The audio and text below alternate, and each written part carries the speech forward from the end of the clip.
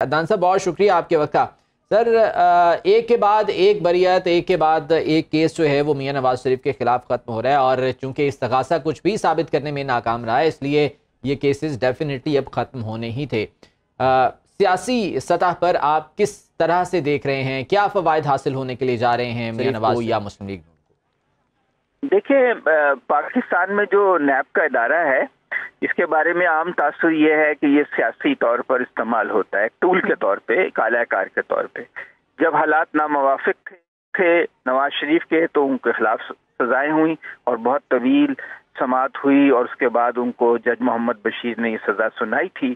اب وہ کہہ رہے ہیں کہ جو ایون فیلڈ اپارٹمنٹس ہیں ان کا تو کوئی تعلق ہی نہیں ہے نواز شریف سے، اور نیب نے بھی کیس جو ہے اس کو پرسو نہیں کیا، بلکہ ان کے وکیل نے کہا تھا کہ میں آدھے گھنٹے میں بیان اپنا پورا کر لوں گا دلائل، جس سے پتہ چل گیا تھا کہ وہ اس کیس کو پرسو نہیں کرنا چاہتے، وہ اس کے اوپر سنجیدگی سے کوئی بحث نہیں کرنا چاہتے۔ تو جب وہ یہ کہہ رہے ہیں کہ ان کا تعلق ہی نہیں بنتا، جبکہ جہاں وہاں پر نواز شریف صاحب 4 سال تک رہائش پذیر رہے، وہ رہ کر آئے ہیں، کوئی اس کی منی ٹریل نہیں دی۔ بہرحال پاکستان کا نظام انصاف جو ہے ایسے ہی ہے، جب حالات موافق ہوں تو لوگ بری ہو جاتے ہیں، جب حالات ناموافق ہوں تو ان کو سزا ہو جاتی ہے۔ جس سے نواز شریف اپنا ایک بیانیہ بنانے کی کوشش کریں گے کہ میرے ساتھ ظلم ہوا، ناانصافی ہوئی، مجھے ناحق سزا سنائی گئی، اور اتنے عرصے کے لیے مجھے 6 سال سے میں اقتدار سے باہر ہوں، اور اس کی بڑی وجہ یہی سزائیں تھیں۔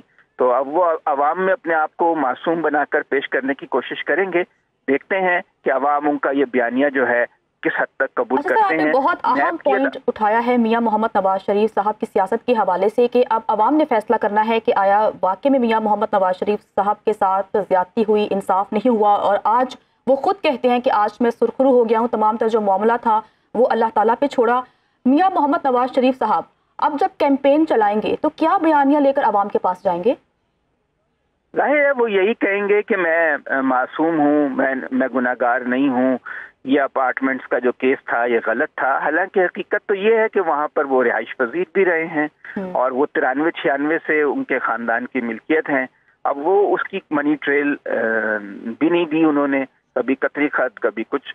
لیکن اب عدالت میں تو آپ کو ٹھوس طریقے سے ثابت کرنا ہوتا ہے کہ یہ اس شخص کی آمدن ہے اور یہ اس کے اخراجات ہیں۔ تو جو ٹیکنیکل وجوہات کی بنا پر انہیں وہ کیس جو ہے اس سے وہ نہیں کیا گیا، وہ نیب نے اس کو پرسوٹ سنجیدگی سے نہیں کیا اور وہ چیزیں ثابت نہیں کی، تو وہ انہیں رہائی مل گئی۔ اور جس طرح ان کو ضمانت ملی تھی، پہلے عبوری ضمانت ملی تھی اشتہاری ہونے کے باوجود، اور اس کے بعد دوسری ان کو جو ضمانتیں ملی، پروٹوکول ملا، تو اس سے لگ رہا تھا کہ اوور آل جو ہمارا ماحول ہے اور جو سرکاری مشینری ہے وہ ان کی فیور میں ہے، اور حالات ان کے سازگار اور موافق ہیں، تو ان کو یہ ریلیف ملنا ہی تھا۔ عدنان صاحب ترازو کے پلڑے برابر ہو گئے ہیں اب؟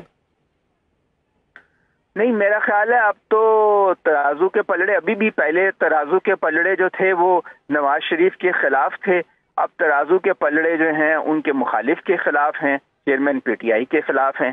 نہ برابر پہلے تھے، نہ برابر اب ہیں۔ اب خبر آپ کی دسترس میں، ہر وقت بر وقت۔ ابھی سنو نیوز کے یوٹیوب چینل کو سبسکرائب کیجئے، بیل آئیکن پر کلک کیجئے اور باخبر رہیے ملکی اور بین الاقوامی حالات سے یقین کے ساتھ۔